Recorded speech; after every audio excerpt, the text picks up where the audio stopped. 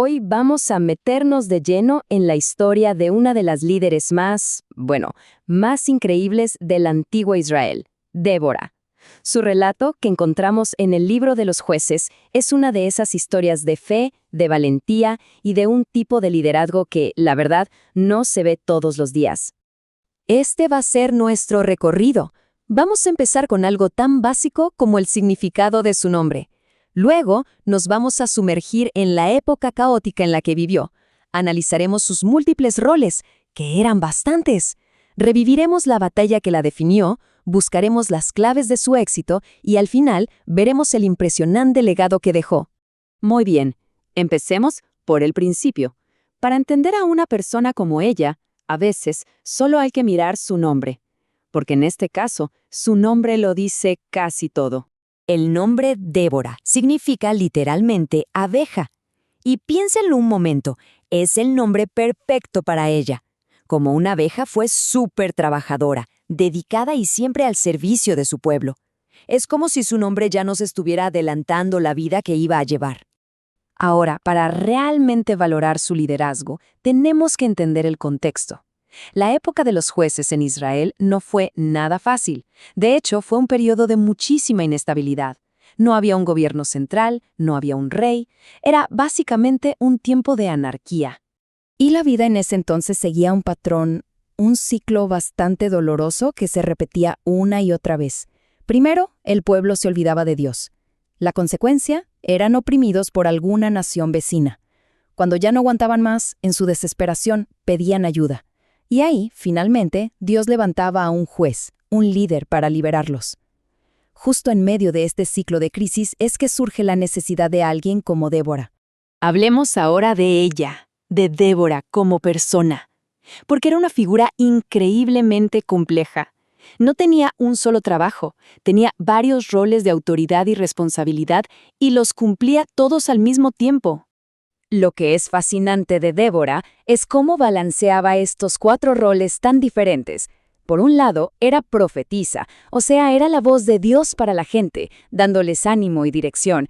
Al mismo tiempo, era esposa de un hombre llamado Lapidot, así que tenía todas las responsabilidades de un hogar de esa época.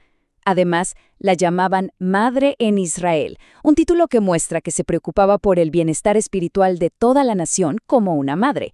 Y por supuesto, era jueza, impartía justicia con una sabiduría increíble, resolviendo desde problemas familiares hasta asuntos de Estado.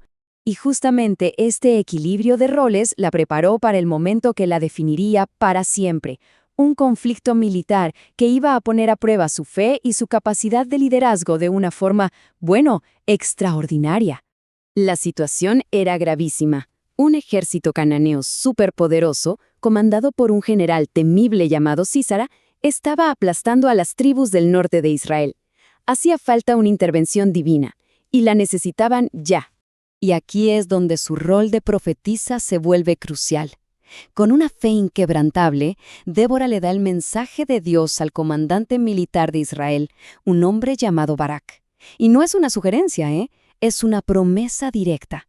Yo voy a traer a Sísara y te lo voy a entregar en tus manos. La respuesta de Barak es clave para entender todo esto. Él le dice, «Ok, voy a la batalla, pero con una condición, que tú vengas conmigo». Ojo, esto no hay que verlo como un acto de cobardía, para nada. Al contrario, Barak reconoció que la conexión de Débora con Dios era la verdadera arma secreta, la clave para ganar. Necesitaba esa guía profética ahí en el campo de batalla. Entonces, la pregunta es, ¿qué la hacía una líder tan buena y tan respetada? Dejemos la batalla un momento y analicemos esas cualidades que la hacían tan fuerte. Hasta el lugar donde impartía justicia nos dice algo. Se sentaba bajo una palmera. Y en esa cultura, la palmera es un símbolo muy fuerte de rectitud, de integridad, de una vida correcta. No era solo un árbol, era un reflejo de su carácter y de la justicia que salía de sus decisiones. Y aquí hay un detalle fascinante. Algunos estudiosos hacen una conexión entre Débora, la jueza, y otra Débora que aparece en las Escrituras, la que fue nodriza de Rebeca. Y la idea es que ambas compartían algo fundamental, un espíritu humilde, un corazón de sierva. Este concepto, el de poner el servicio a los demás por encima de uno mismo, es la base de lo que hoy, en el mundo de los negocios, llamamos liderazgo de servicio, una idea súper moderna que tiene raíces muy antiguas. Así que resumiendo, su liderazgo se sostenía sobre 4 pilares. Primero, la humildad. Siempre dejaba claro que sus palabras venían de Dios, no de ella. Segundo, el aliento. En lugar de robarse el protagonismo, motivó a Barak para que él liderara. Tercero, la confianza. Una confianza total, pero no en ella misma, sino en Dios. Y cuarto, la alabanza.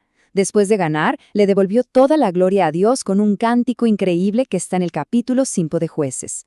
Y esta forma de liderar, claro, no solo ganó una batalla, el impacto fue mucho más allá, fue algo duradero que transformó a toda la nación.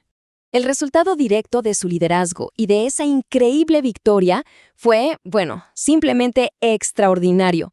La tierra tuvo paz durante 40 años.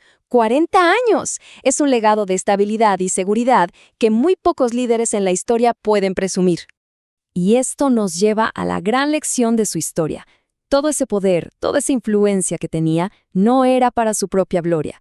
Ella es el ejemplo perfecto de que la verdadera autoridad se ejerce bien cuando se pone al servicio de algo más grande.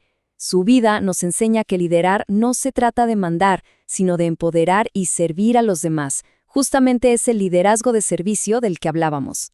Así que, al final de todo este análisis, la historia de Débora nos deja con una pregunta que resuena muchísimo hoy en día, en el trabajo, en nuestras comunidades, en nuestras familias. Más allá de la estrategia o del cargo que uno tenga, ¿qué significa de verdad liderar con un corazón de servicio?